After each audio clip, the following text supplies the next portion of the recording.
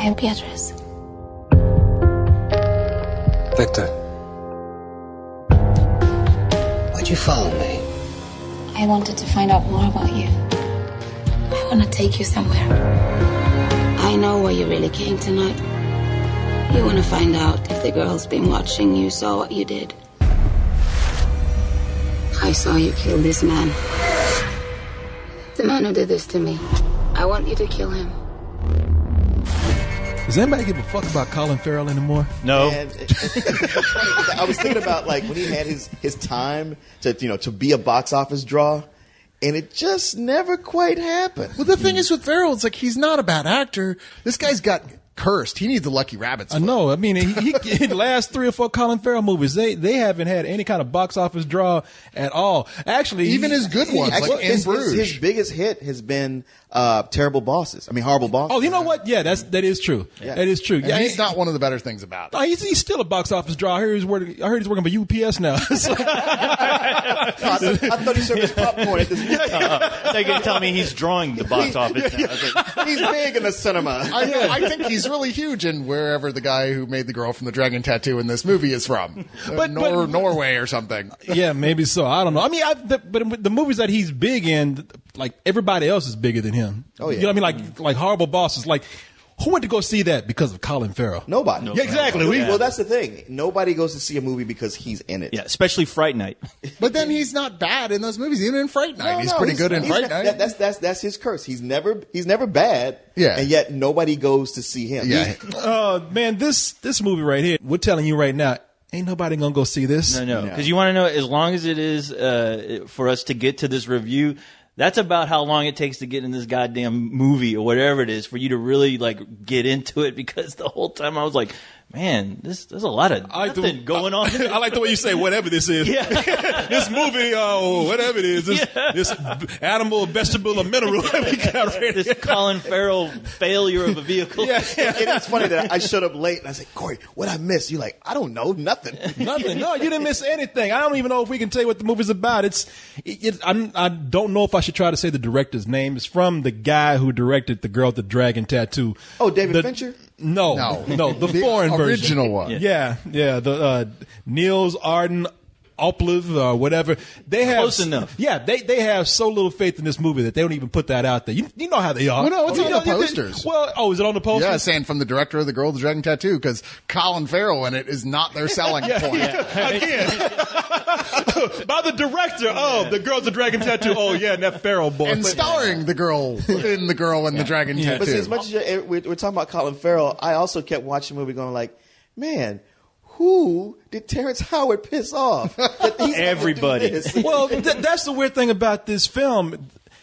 There's something going. It's billed as a film noir, which just means slow, and I don't understand what's going on because you have the mafia, you have the Italian mafia.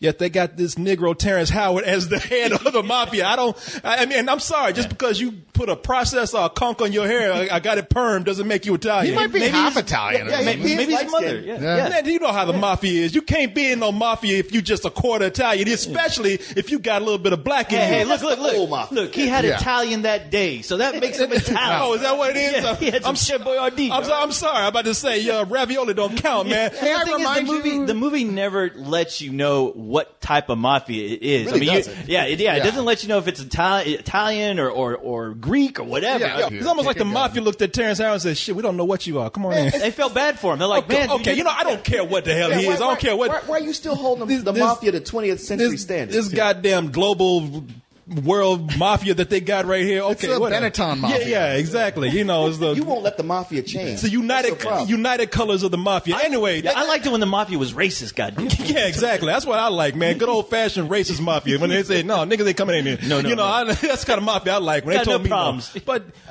movies would be the problem. okay, I don't know what this movie is about, man. I really don't. Really? Really? Because I didn't have trouble following it.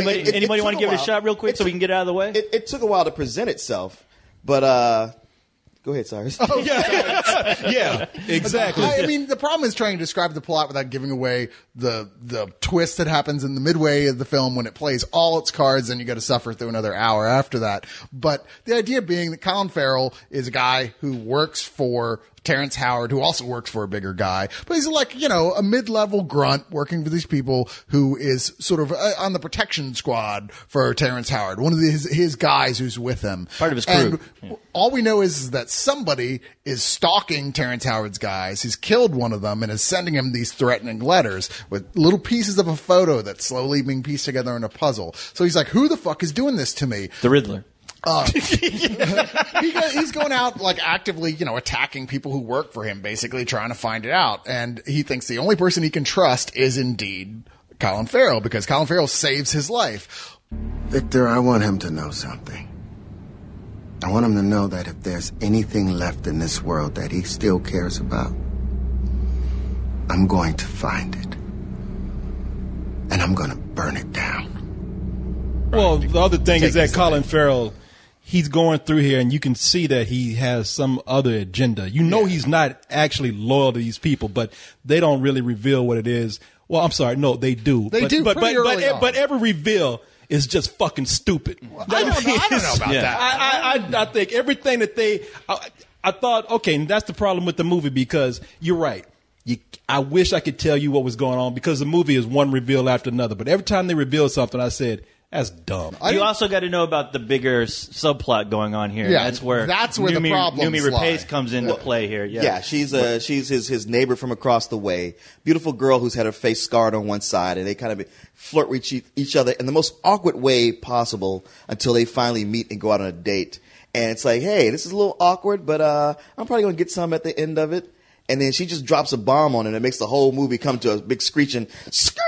Oh, It's the best part of the film, because A, didn't see it coming, and it's like, oh shit. Yeah. Okay, now this is interesting. Where's this going to go? It's the only thing you don't see coming, but even that subplot, after a while, they started to drag that along to the point where her character just really, you kept wondering, like, okay, why is she here? Because they keep dragging this out so long that you don't care anymore. Well, she's supposed to be there to give him depth, because their reasons for both seeking revenge in their lives, they mirror each other in a lot of ways.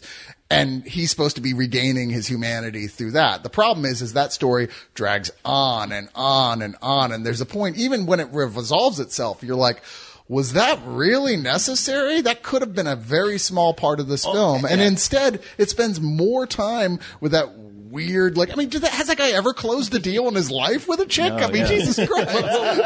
But the biggest flaw with that character is that you realize it's not until the very end of the movie that they use her as a typical plot device that is just out of nowhere. So when the movie becomes not a thrill anymore, just a straight up action film for the last climax that I guess people are expecting with something like this. At least that's what the trailer is selling it to you as.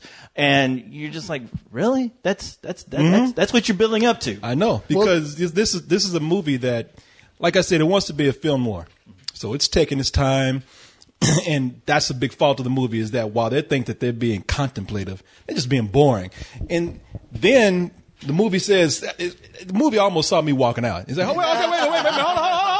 We're going to crash this car into a house.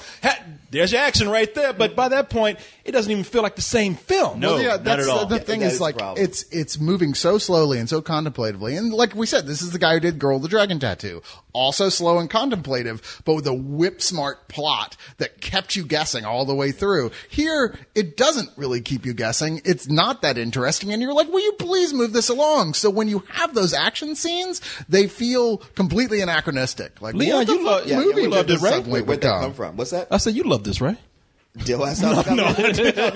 thing I found interesting about this movie, I was like, this is so much like a foreign, like a French movie, like a French action flick that has it's romance, and you have to think, and a lot of staring at each other, and especially having a female character who is so in love with the idea of being in love in such a way that doesn't play with realism at all. And maybe if it's just a French movie that's a romantic comedy or a drama, okay.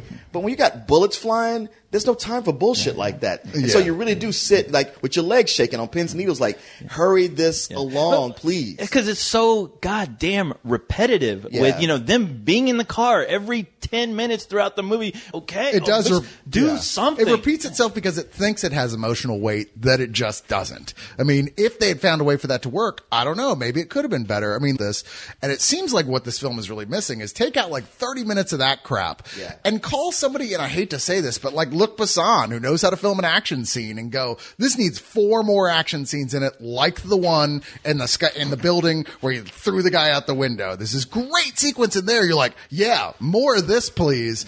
And then there's nothing at all until the very end of the film. I got it now. Later. I know what it was. What? This is a movie that is slow and it's trying to take its time, but it's missing suspense. Well, not only that, but somewhere in there, there's bits of an intelligent film, or at least a good thriller within there. Because between Colin Farrell and Noomi Rapace, I mean, when they get done after 15 minutes of staring at each other, usually like their little tete-a-tetes in with them flipping the script on each other. It's like, oh, that's actually kind of interesting. I wish you could have done that 10 minutes ago. Yeah.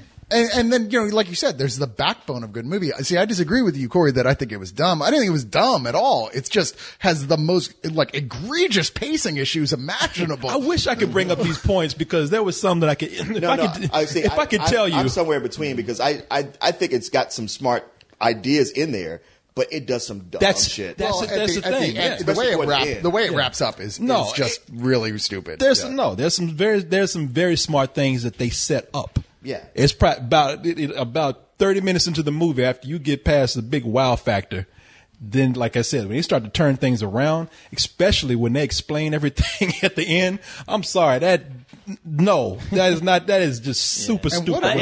What a waste of Dominic West too, right? Oh yeah. Yeah, who's such a good actor playing sort of his buddy in the group, and you're like, all right, you can see early on how this is gonna end up. But even so, you're like, this guy, you just have him playing the most generic mafia goon. I kept thinking of Raymond the whole time. But I mean, another wasted person is easily Terrence Howard, and and the fact that they don't use him enough. I mean, because he's supposed to be the villain in the entire movie, yet you hardly see him through parts of the movie. There's large chunks of the movie where he is not there, so you can completely forget the whole point of what the movie is even about. And they give him nice scenes when he's in it. He has a few really good scenes that don't come to anything. Yeah, and that's the bigger tragedy because I mean, honestly, watching it, I did like the characters. I mean, they're the characters where they get to the points where you can sympathize with them and you can somewhat relate to their agendas. And the fact that they don't really flesh out their story in the movie. Let me tell you something. If you don't use Terrence Howard wisely, Terrence Howard just sounds like he's crying throughout the movie. Every line that he gives. You want some of this, man? I got you. No, it's not even like that. No, it's not even like that. Everything he says when he comes, man, you sending me these letters, man. Man, you fucking with me. That's why he's trying to play an old man all the time. Yeah, like when he comes in, it's like, there was a part I actually thought he was going to do something, and it sounded like he was having a heart-to-heart with Colin Farrell. Hey, man, come here and sit down. My favorite part was when he actually blacked it up. When he was like, I got something for your ass. Oh, yeah. He goes from Scarface. Yeah. He goes, man, at the end. He's like, yeah, motherfucker. He's trying to channel his Samuel Jackson. Well, I think that problem earlier is he's channeling his sadness and going like, I could have been in the Avengers, man. If you combine, here's the deal. Here, I'm gonna give you some mathematics. Okay. If you, Terrence Howard plus Samuel Jackson equals Chris Tucker, because if you listen to him at the end, he's like, I got something for your ass, man. I also love it when he goes, whip that trick, get him. I really, it's this one. It's late, and I don't even. I wish I had more energy to talk about this, but I don't. The movie sucks it out of you. It's so. I mean, it's so forgettable, and yet it's another movie that we saw where. This is something that's going to be on Netflix next month, and that's the best way to catch it. If I had any way to sum up, I mean, y'all can elaborate. I'm just exhausted. I'm done because I will just sum up the movie through Leon's eyes because I was sitting next to you. Were his eyes closed? No. Well, like I said, after about 30 minutes in, Leon says, "God damn!" He looked at everybody and did that. You remember when he just looked at you, sir? And then 5 minutes later, I was like, "Yep, yeah, I'm done." I'm just gonna say, rental. That's it. If I had seen this earlier in the day, I think if we'd all seen this earlier in the day, we would have been more tolerant of it, quite frankly. But that's the problem. It's like we're seeing a late night movie that's 2 hours long, almost to the dot, I think, and it just it thinks it's more important than it is, quite frankly. And it's a shame because there is good stuff in here. I thought there was actually a lot of good stuff, but it's so sandwiched in by as Co-host said, just repeating itself, doing the same thing over and over again. I mean, this is the film that desperately needed someone to say, you got to action this up, because if this had a lot of really cool action in it, it would have been a great action film. It would have been like, wow, this is what we want in action films, more intelligence, deeper characters. But no, Dollsville, poor Colin Farrell. He's trying so hard. I don't know. I mean, like I said, there was stuff I liked in here. Every time it was getting ready to completely lose me, it would do something. I was like, well, that's actually interesting. There's even some really good cinematography in this, but damn, it's just kind of a waste. It's one of those foreign films that gets you excited about it. It looks like it has the formula, and then it just never quite gets there and ends on such a disappointing generic note that I'm just going to give this a high rental. Like I said, there is good stuff in here, but maybe someone will put out an edited cut of it. All I would say was wrap that shit up, B. Wrap it up. Honestly, everything you two guys said, I'm right there with you. The only thing I would add to it is that if you've seen this trailer and you got excited by it, because it does look like an exciting trailer, you got lied to, because as co-host brought up, Terrence Howard is not in this movie very much at all. Okay. It's a lot of Colin Farrell staring. And if that does it for you, by all means. If not, I don't care if I saw this in the middle of the day and had a full 16 hours sleep. I still feel the same way about it. It's just a rental. Yeah. And even saying it's a rental is kind of a stretch. I was like, it's Redbox. I mean, that's kind of what it is. But yeah, I mean, it's the fact that, they actually had some decent characters in a movie that if they picked up on the action a bit, moved it along, it would have been a tolerable, decent movie. And you know what? It could have been the movie that Colin Farrell was always looking to be in, but it's not. So yeah, it's just, it's a rental. Yeah. You know what cracks me up is Corey over here trying to set it up like he's not in the mafia. Like, there's no black people in the mafia. No, there's no. Unless there's a black mafia there. It doesn't have to be a black mafia. I mean, there can be a black network of criminals that the Italians are going to work with and take a cut of what they do. Okay, Leon. Your homework. Go out and find the Rosa Parks of the Italian mafia for me. I'm just trying to think of Rosa Parks being in the mafia doing a drive-by in the back of the bus. Sorry. Well, she wasn't a mafia. She was in the backseat mafia. You have no idea what you're getting into with me. No idea. No! Don't let me die like this! You want to save yourself?